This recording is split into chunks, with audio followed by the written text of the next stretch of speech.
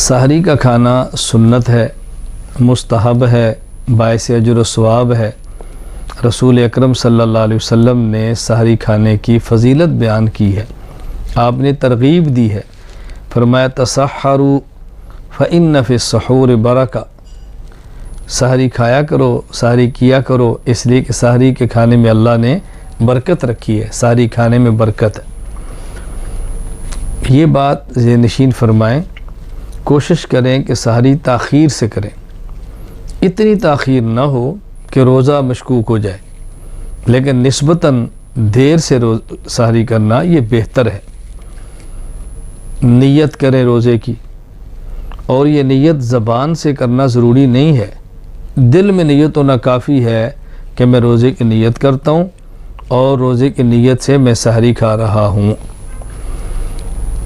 یہ عجیب بات ہے کہ سحری کے وقت باضابطہ کوئی دعا منقول نہیں ہے۔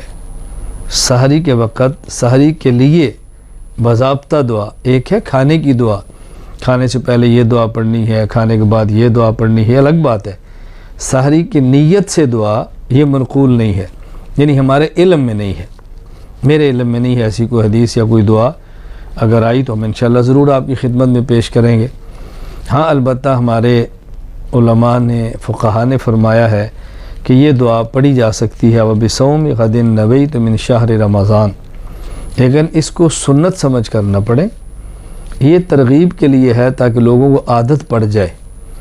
یہ دین کا علم کم ہے، شریعت کم جانتے ہیں، لوگ پوچھتے ہیں جی روزے کی نیت کرنی چاہیے، جی کون سی نیت کریں؟